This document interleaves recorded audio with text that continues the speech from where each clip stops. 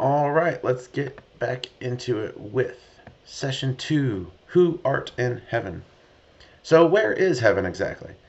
Well, ancient people referred to heaven or the heavens as the whole cosmos, or the realm above and beyond earth. But this was more symbolic than literal. Regardless, I think heaven can be thought of as the place where God dwells. It is beyond all space and time, and it is pure and holy. Colossians 1:15 through 17 says, "The Son is the image of the invisible God, the firstborn over all creation. For in him all things were created, things in heaven and on earth, visible and invisible, whether thrones or powers or rulers or authorities. All things have been created through him and for him. He is before all things, and in him all things hold together." Now, you might remember in the first session, I was talking about this word transcendence, and that's kind of what heaven could also be thought of. It's like this ultimate transcendent place that is beyond everything. And this verse in Colossians even says that, like when we think about everything that exists, we have to think about God being in one kind of category of existence, and literally everything else as being in its other category.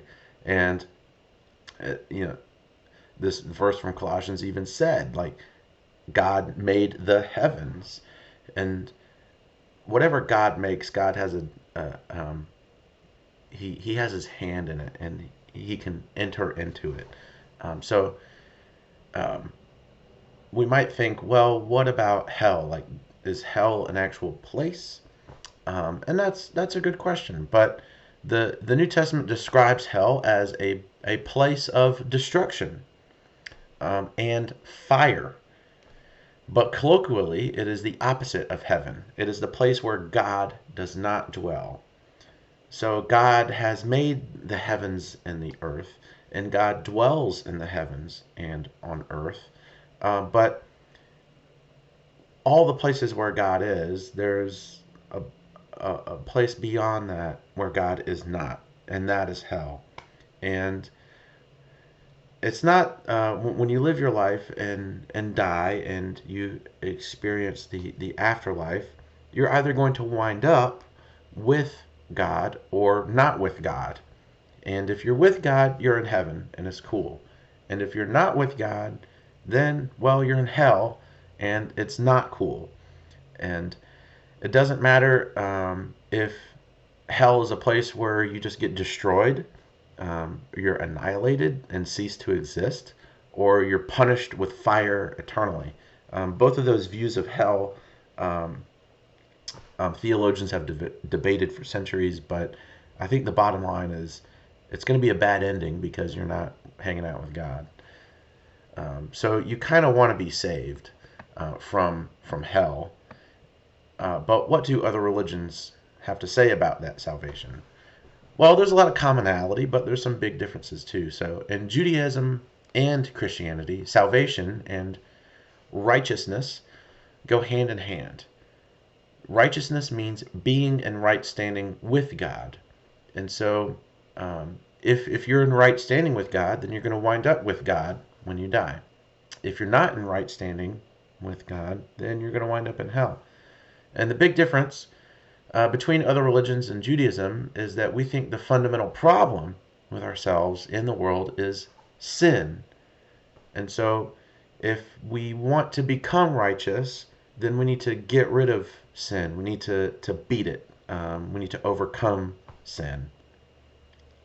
And in Judaism and Islam, they believe that you can actually do this. You can obtain righteousness through works, and that you can just collectively overcome the power of sin. That you can kind of you can beat all of the things that are bad that are going on in this world. Like we can solve world hunger, violence, and we can kind of bring peace to the animal kingdom. Even we can sort of take care of all the animals, and we can just sort of advance civilization to the point where people just don't get sick, or go hungry or any of that, and we just sort of live happily ever after.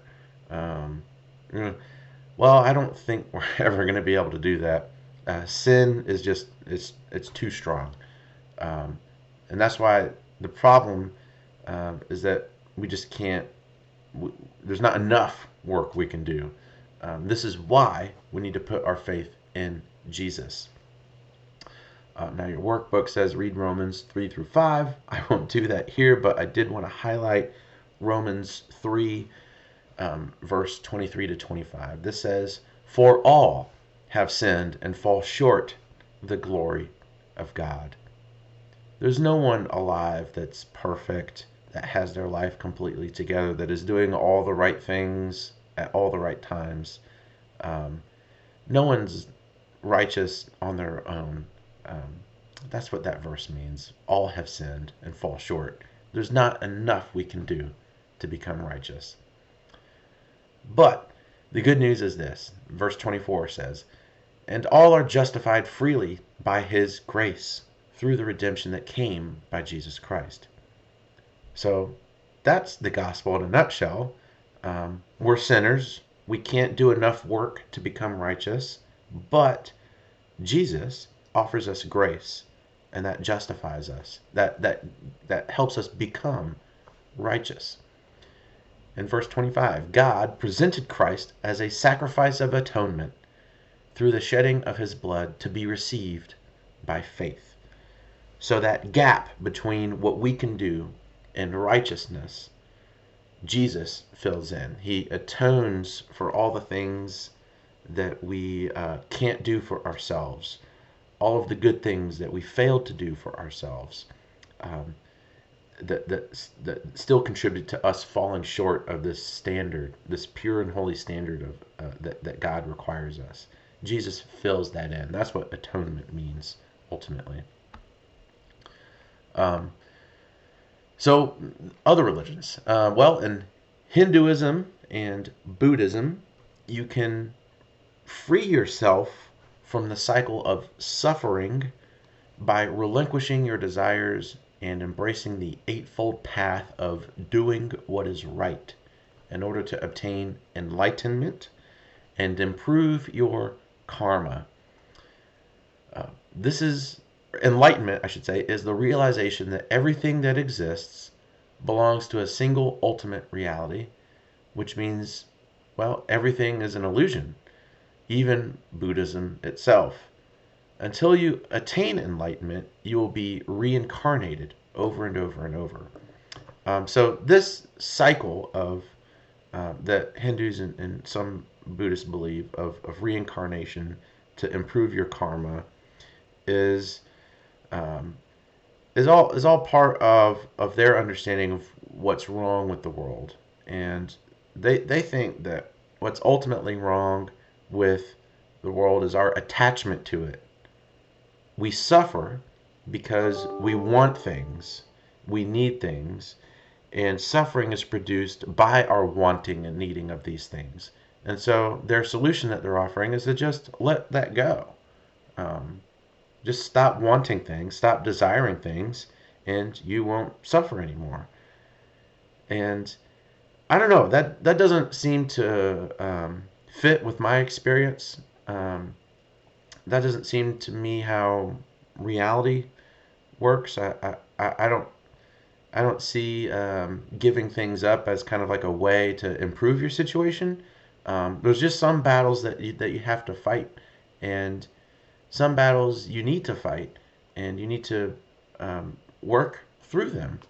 Now that isn't to say that you know you're going to win all the time. Certainly not. But I think fighting battles,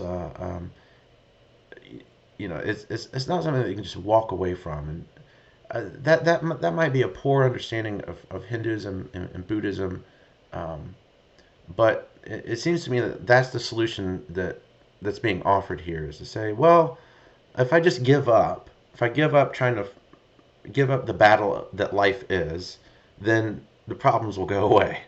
But some problems, they're just not going to go away just because we ignore them. Like, we have to face them. And what Christianity offers is that Jesus is going to face those battles for us. He's going to fight our battles, and he's going to win. And that's why we have faith in Jesus. So we're going to end it there with that session, and I'll see you in the next one.